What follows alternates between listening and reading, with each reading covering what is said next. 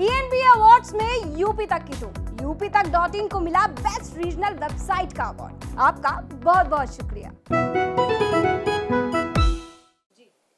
कि जब ओरिजिनल शिवलिंग यहाँ जो था जो भी तो इस वहाँ पर हीरे रखने के लिए जगह बनी हुई थी। क्या रखने के लिए? हीरे हीरे हीरे रखने के हीरे रखने के लिए ये हीरे रखने की जगह बनी हुई है। हीरे हटा दिए गए हैं पर वो जगह वैसे ही है। मतलब आपका कहना है शिवलिंग के ऊपर ये जो जगह यहाँ पर ये हीरे रखने की जी हाँ। अब ये अच्छा। जांच होगी तो मालूम पड़ेगा। हाँ। और फवारा वारा कहीं नहीं फेंका तो देखो कि काशी एक पौराणिक नगरी है, धार्मिक नगरी है, इसका धार्मिक महत्व है और 5 क्रोश में के रेडियस में ये भगवान शिव ने स्वयं बसाया था। नंबर 2, ये अवमुक्त एरिया है जहाँ आदि विश्वेश्वर ज्योतिर्लिंग आज से कई लाख साल पहले जब सृष्टि जन्मी थी गंगा जी के साथ भगवान शिव इसको न इस धरती पर लाए थे, वो काशी में ही आया था। तीसरा, यहाँ मंदिर भव्य मंदिर था। 1580 में राजा टोडरमल ने आखिरी बार, उसके पहले मंदिर बने थे छूटे थे, 1580 में आखिरी बार राजा टोडरमल ने मंदिर बनवाया था और उस मंदिर को औरंगजेब ने 1669-70 में तोड़वा दिया। और तोड़वाने के बाद भी जो ऊपरी हिस्सा तोड़ पाए, कोई ऊपरी हिस्से पर कब्जा कर पाए और उसको उन्होंने कहा कि हम इसको मस्जिद यूज़ कर रहे हैं, जबकि कोई वक्फ डीड नहीं है, किसी प्रकार कोई वक्फ नहीं हुआ।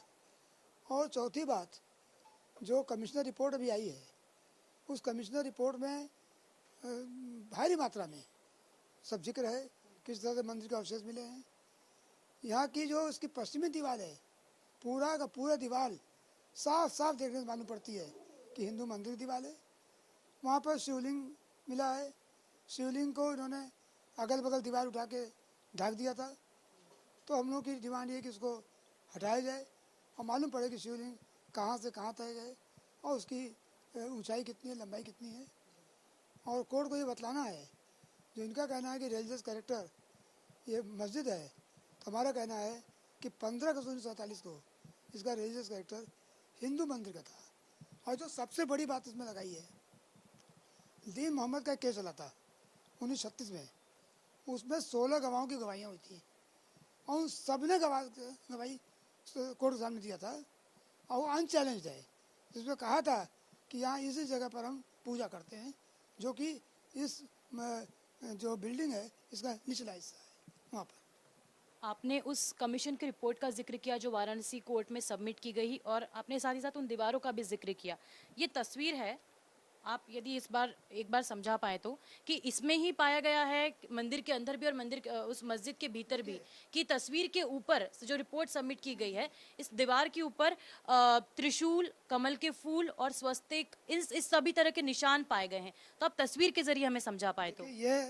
ये पश्चिमी दीवार है, ये पुरानी मंदिर की पश्चिमी दीवार है।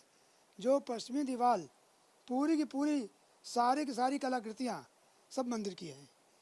मैं इसके अलावा बात कर रहा हूँ, यहीं पर माँ श्रृंगार गौरी का चौकट है इसी जगह पर पारिस्ये में, यानी इस चौकट से पूजा करके तब यहाँ आते हैं।